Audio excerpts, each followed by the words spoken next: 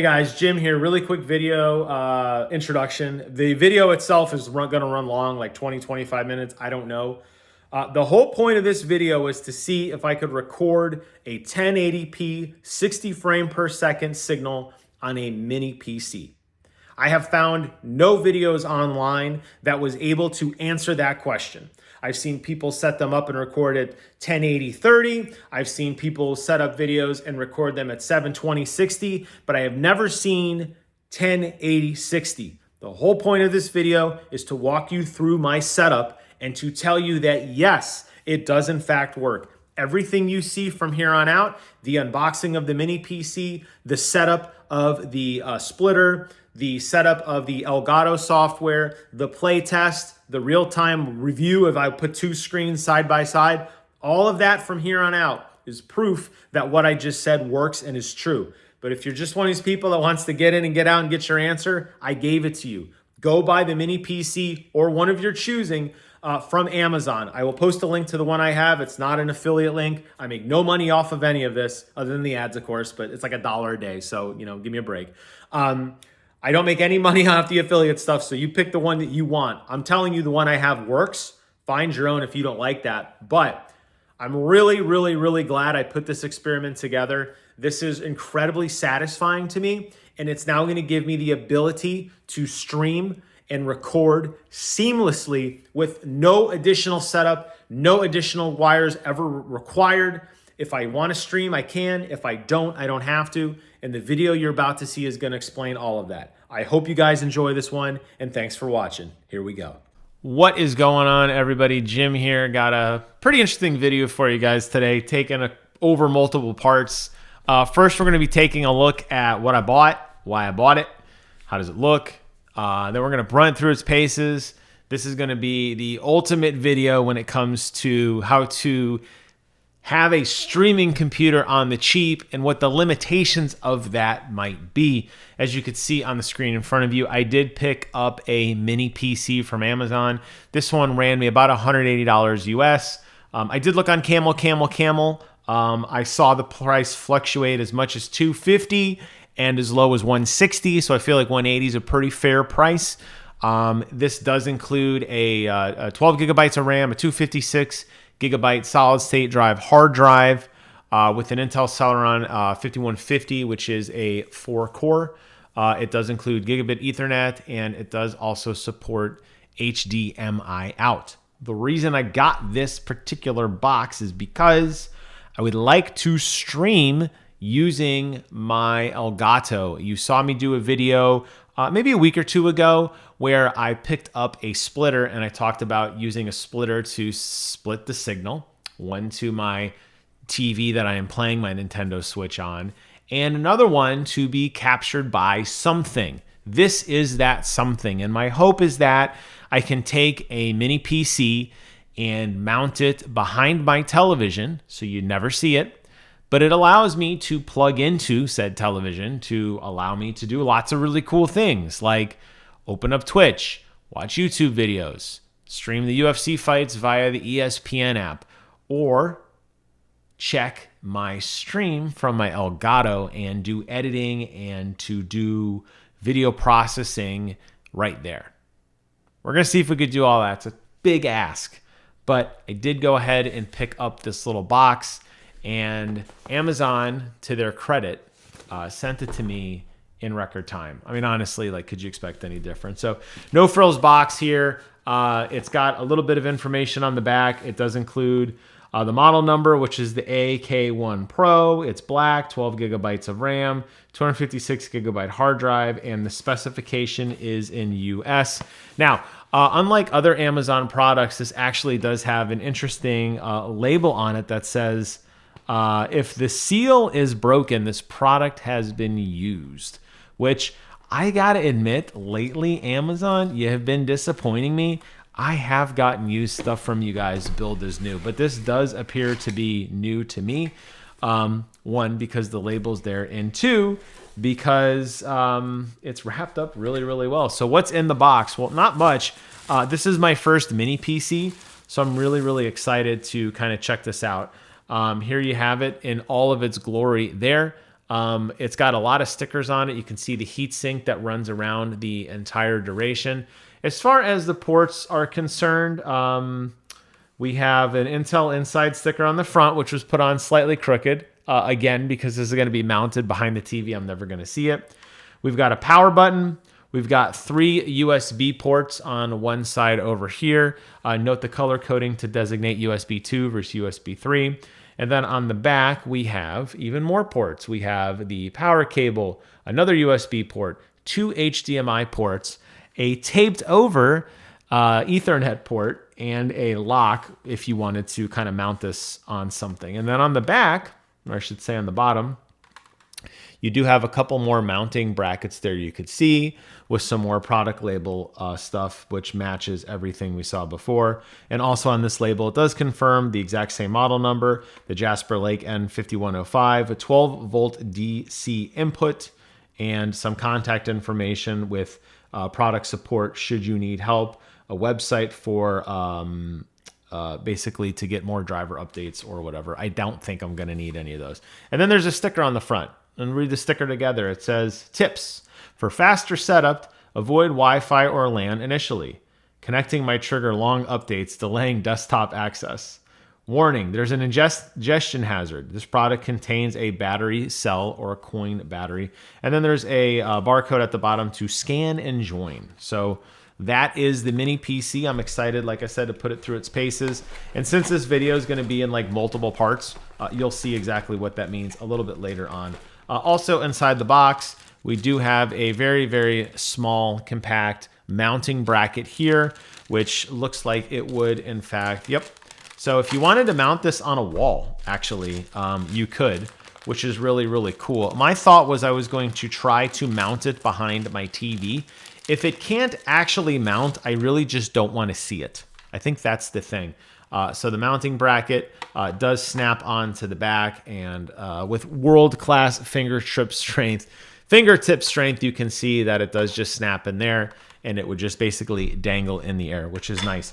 Also included in the box is a very, very small HDMI cable, one that I will be using because I'm going to plug this directly into the HDMI input of my TV. So I want a small little cable that's just going to go basically from the back of the TV right to the side.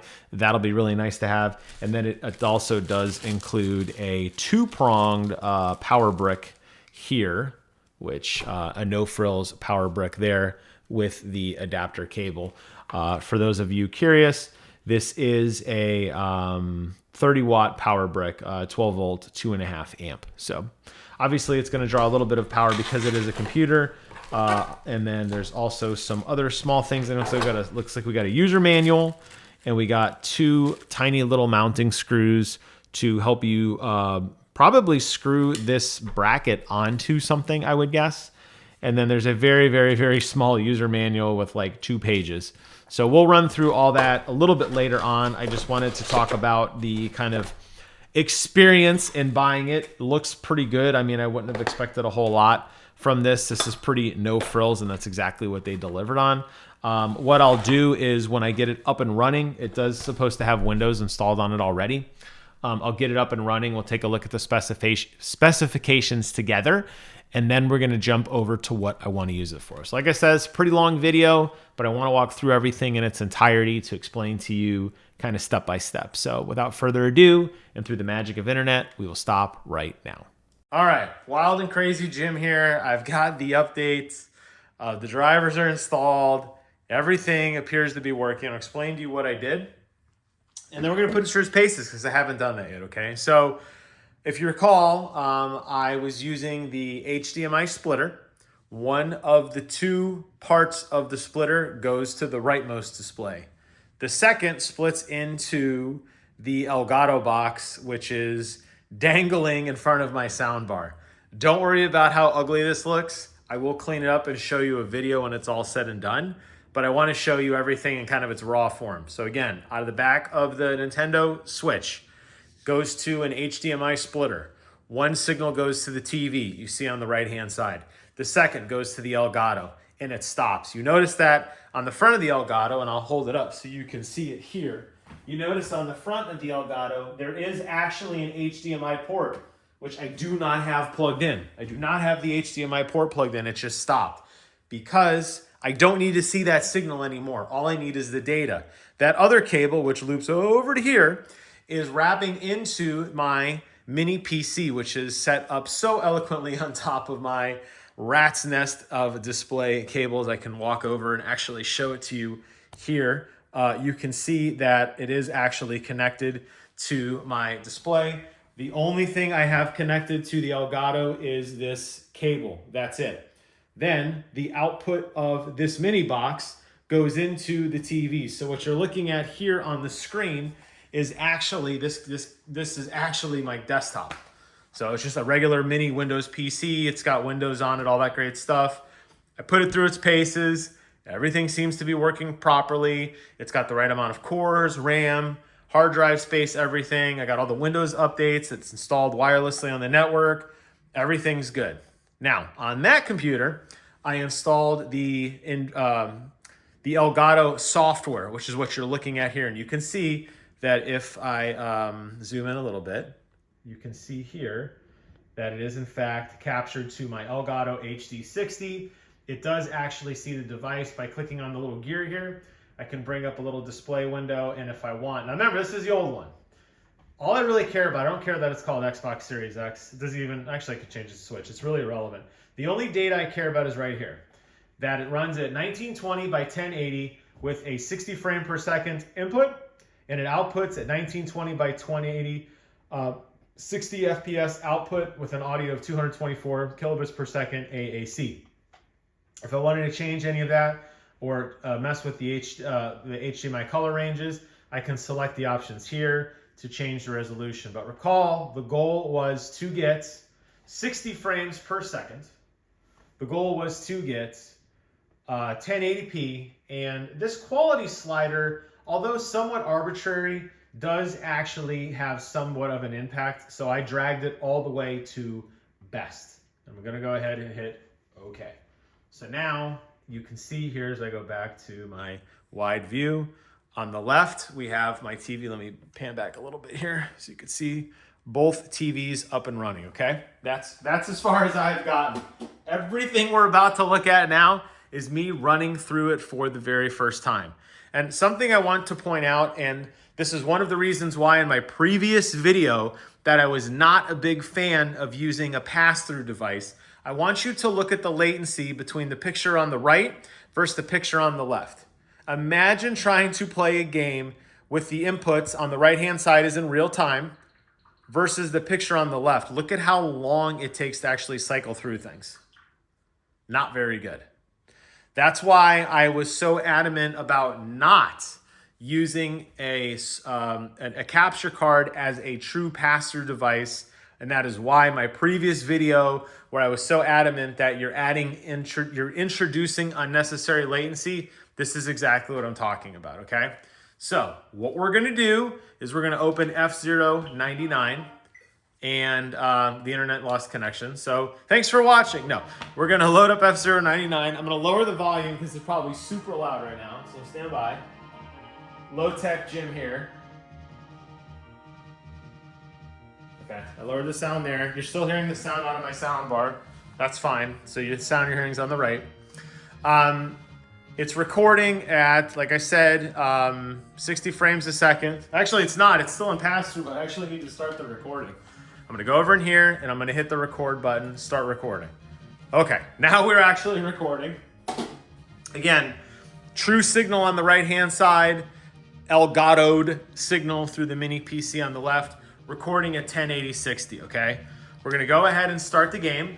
I don't care if the computer on the left, I don't care if the computer on the left is slow. It doesn't matter to me that the input on the left is slow. I could actually turn this TV off at this point. It's irrelevant to me. Now, if I wanted to do voiceover or anything, unfortunately, I'd have to sync it with the TV on the right. But since I just want to record video and I don't want to have any kind of really bad stuttering or jittering, and I want to be able to truly record at 1080-60, which is what I said at the beginning when I started this whole thing, as long as that picture on the left looks good, even if it's delayed, which it is, and I'm watching it and it's actually getting more delayed as we talk.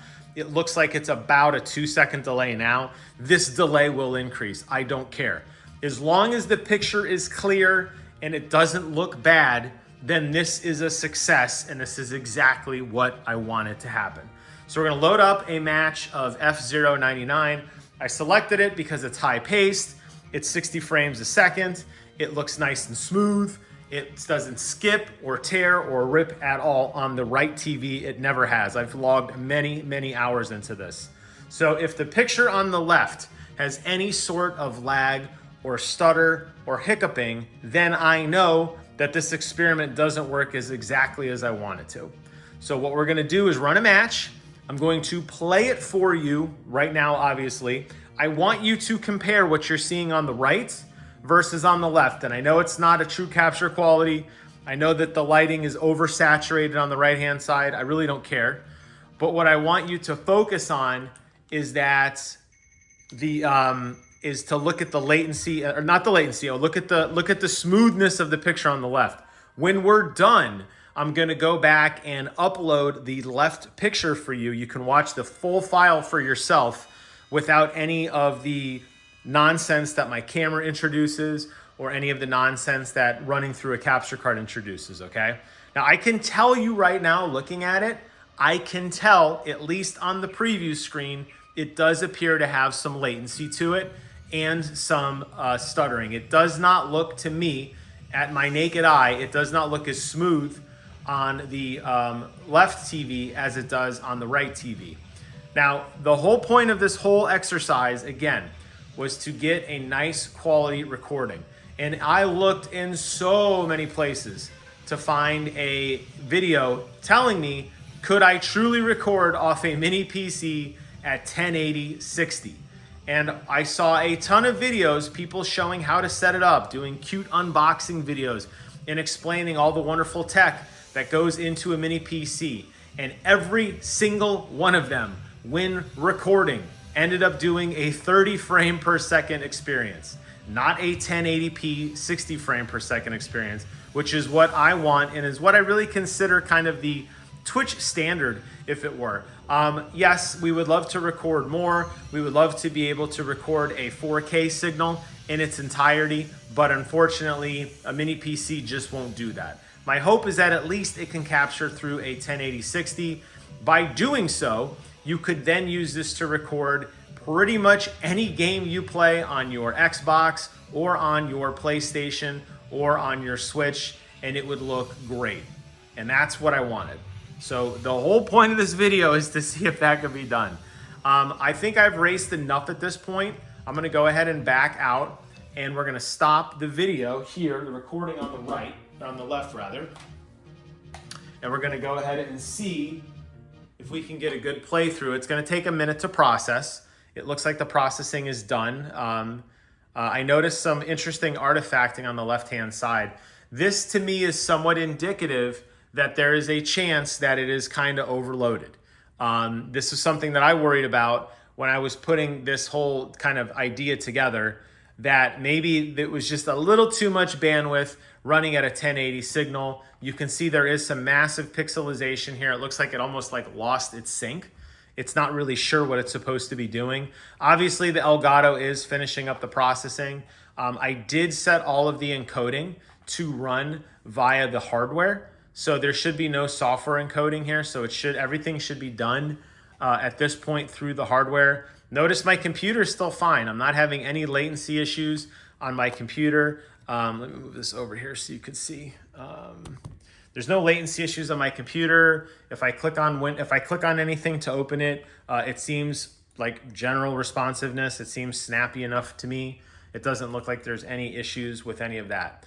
And here is the video that we just recorded, now in its true native form, not running through the Elgato software. This is actually the video that I recorded. Let's go ahead and just jump ahead a little bit and let's take a look at it. Like I said, what I will do when I am done, I will upload this file in its complete form so you can look at it for yourself and watch the raw video file. Again, we're looking at a recording of a recording, and I get it. I'm not trying to like pull any punches or be deceitful for you guys. I'm gonna zoom in a little bit so we can see a little better together. Not trying to be deceitful and say, oh, this is what it looks like. Again, keep in mind, everything you were watching before was what the Elgato is trying to process and show me in real time. And it was clearly having an issue doing that. It could not keep up. That's why you saw the latency introduced from the two TV screens. That's why it looked like there was screen tearing and ripping. It was trying to process what it was seeing as fast as it could.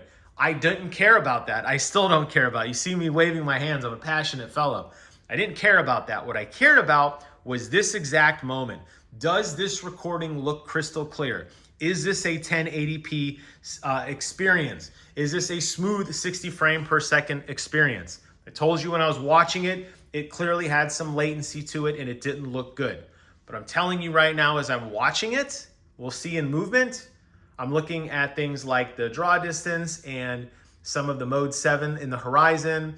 I'm looking at the cars nearby me. I'm looking at how smooth the timer is going in the upper right part of the screen. I'm looking at as I kind of move my car around and sped up and you know, got into the race with lots of other sprites and artifacts. This looks incredible. And this is very promising. To me, this is the quote unquote money shot. This is exactly what I wanted to see.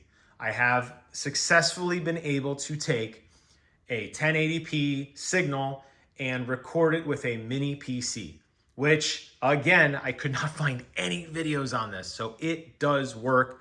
This is a really exciting moment and I'm really, really happy for this. The setup was very inexpensive. The mini computer was about $200. It comes with the HDMI cable.